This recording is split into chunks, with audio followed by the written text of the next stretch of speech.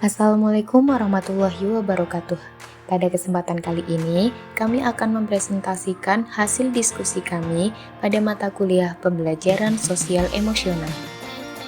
Anggota kelompok kami yaitu Lutfiah Ayu Nisa, Nova Huriyatun Nasihah, dan Rahadatul Alfi. Yang pertama yaitu, apa tantangan bagi guru untuk menjadi contoh atau teladan khususnya dalam hal sosial emosional? Yang pertama, guru perlu menjaga keseimbangan antara profesionalisme dan empati. Mereka harus tetap menunjukkan kepedulian dan dukungan kepada siswa, sambil tetap menjaga batasan profesional agar tidak terlalu terlibat secara emosional. Yang kedua, guru sering menghadapi tekanan dan stres yang datang dari tanggung jawab pekerjaan seperti beban kerja yang tinggi, tuntutan kurikulum, dan ekspektasi dari orang tua serta manajemen sekolah. Yang ketiga yaitu, siswa memiliki latar belakang dan kebutuhan emosional yang berbeda, sehingga guru perlu memiliki kemampuan untuk memahami secara individual. Yang keempat, guru harus terus-menerus mengembangkan keterampilan sosial emosional mereka sendiri melalui pelatihan dan refleksi pribadi. Dan yang kelima yaitu, guru juga perlu mengatasi potensi kurangnya dukungan dari pihak lain di sekolah, seperti rekan kerja atau manajemen yang mungkin tidak sepenuhnya memahami pentingnya keterampilan sosial emosional dalam pendidikan. Selanjutnya yaitu kasus yang berkaitan dengan hal di atas berdasarkan pengalaman saat mengamati proses belajar mengajar di kelas. Yang pertama yaitu menjaga keseimbangan antara profesionalisme dan empati. Ibu Feni Ariati selalu berusaha menunjukkan empati kepada siswa yang memiliki masalah pribadi. Namun, ia juga menjaga batasan profesional agar tidak terlalu terlibat secara emosional dengan memberikan dukungan yang tepat tanpa melibatkan diri secara berlebihan. Yang kedua, mengelola tekanan dan stres. Bu Feni Ariati, dengan beban kerja yang cukup tinggi dan ekspektasi dari manajemen sekolah, tentunya sering merasa stres. Namun, ia bisa mengelola emosinya dengan baik, sehingga tetap mampu memberikan dukungan emosional kepada siswa. Dan yang ketiga, memahami dan merespon kebutuhan emosional individual siswa. Ibu Feni Ariati terkadang menghadapi siswa yang merasa cemas ketika menjelang ujian. Dengan keterampilan mendengarkan yang baik, Ibu Feni Ariati mampu mengenali tanda-tanda kecemasan dan memberikan dukungan serta strategi belajar yang sesuai untuk mengatasi kecemasan tersebut. Selanjutnya yaitu, bagaimana sekolah bisa mendukung pembelajaran sosial emosional dan apa saja tantangan bagi sekolah? Yang pertama yaitu bentuk dukungan sekolah. Pertama, pelatihan guru. Sekolah dapat menyediakan pelatihan dan pengembangan profesional untuk guru agar mereka memiliki keterampilan sosial emosional yang baik dan dapat mengajarkannya kepada siswa. Yang kedua yaitu kurikulum inklusif, yaitu dengan mengintegrasikan keterampilan sosial emosional dalam kurikulum, sehingga siswa dapat belajar tentang empati, kesadaran diri, belas kasih, dan penyelidikan kritis secara sistematis. Dan yang ketiga, lingkungan yang mendukung. Dengan menciptakan lingkungan sekolah yang aman, inklusif, dan mendukung, di mana siswa akan merasa dihargai dan didengarkan. Yang keempat yaitu program ekstrakurikuler. Sekolah bisa menawarkan program ekstrakurikuler yang mendukung pengembangan keterampilan sosial emosional seperti klub debat, kegiatan sukarela, atau kelompok diskusi. Dan yang kelima, keterlibatan orang tua. Melibatkan orang tua dalam proses pembelajaran sosial emosional, sehingga mereka dapat mendukung perkembangan anak-anak di rumah. Berikutnya adalah tantangan bagi sekolah. Yang pertama, sumber daya yang terbatas. Kurangnya sumber daya seperti waktu, dana, dan tenaga dapat menghambat upaya sekolah dalam mengimplementasikan program sosial emosional. Yang kedua, kurangnya pelatihan. Tidak semua guru memiliki pelatihan atau pengetahuan yang memadai tentang keterampilan sosial emosional, sehingga sulit bagi mereka untuk mengajarkannya secara efektif.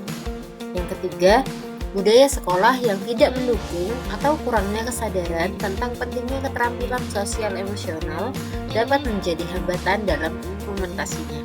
Yang keempat, evaluasi yang sulit. Sulit untuk mengukur perkembangan keterampilan sosial emosional jika disebabkan aspek yang lebih subjektif dibandingkan dengan keterampilan akademik.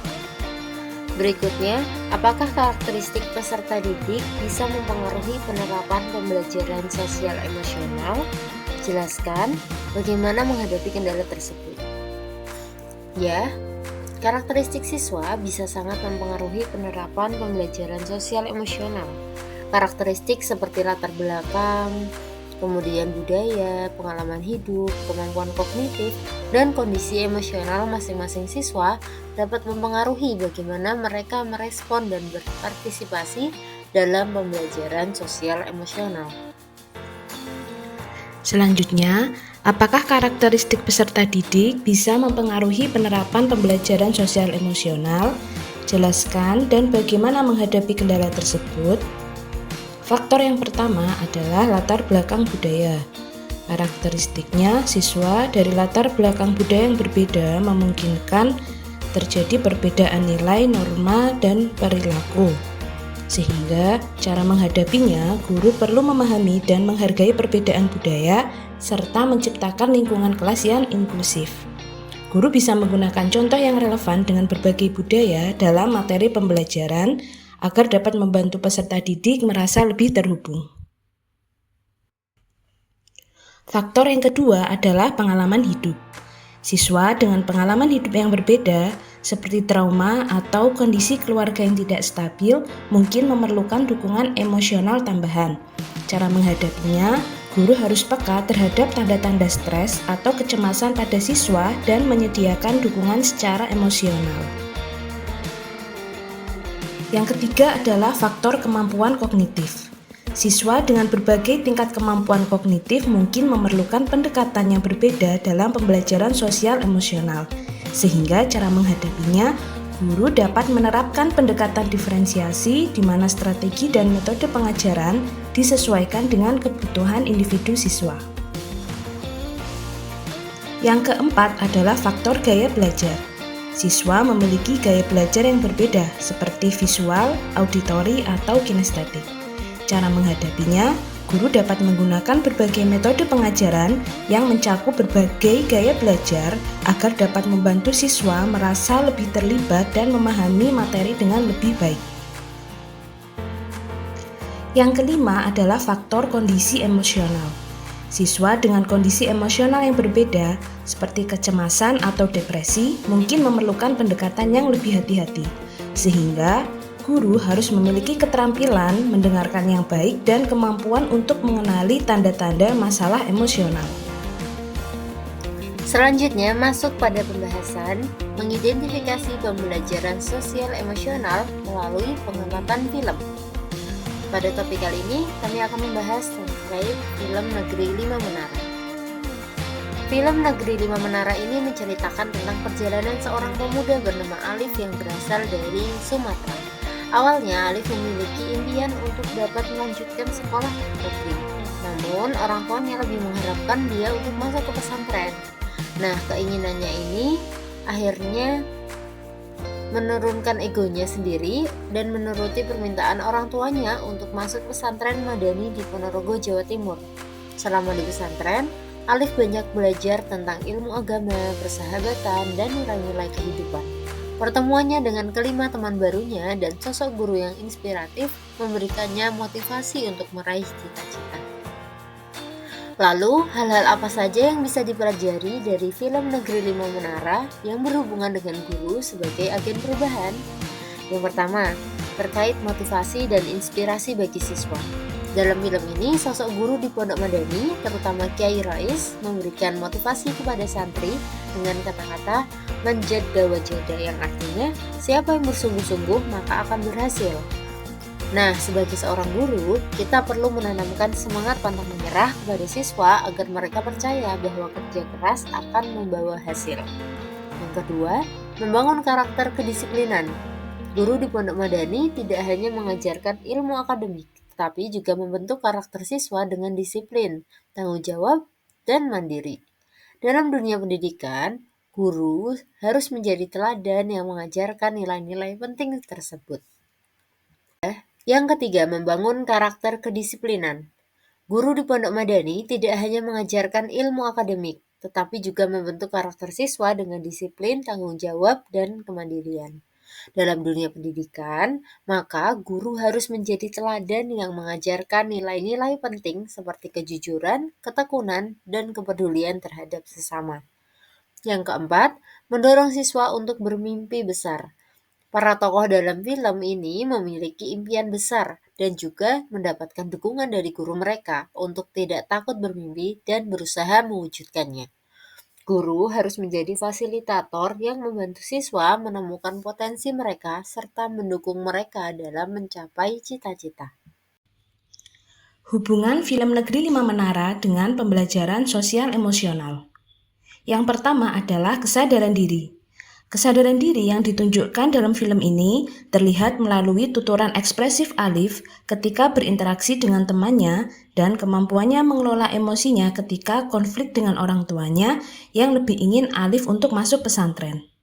Sikap kesadaran diri membantu individu menangani perubahan emosi yang tidak terduga dengan sikap yang lebih tenang. Yang kedua adalah kesadaran sosial.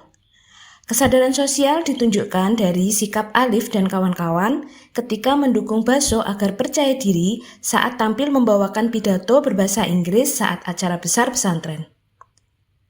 Sikap kesadaran sosial ini dapat mengembangkan hubungan yang positif dan menumbuhkan rasa empati terhadap orang lain.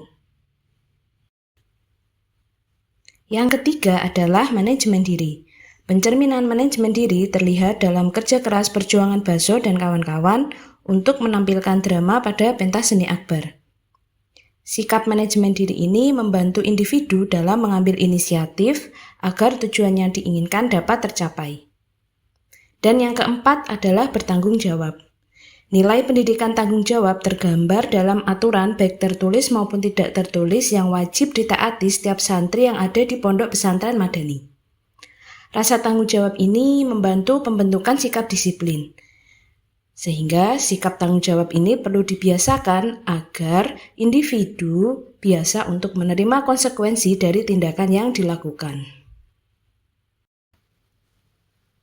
Sekian presentasi dari kami kelompok 5. Kurang lebihnya kami mohon maaf. Wassalamualaikum warahmatullahi wabarakatuh.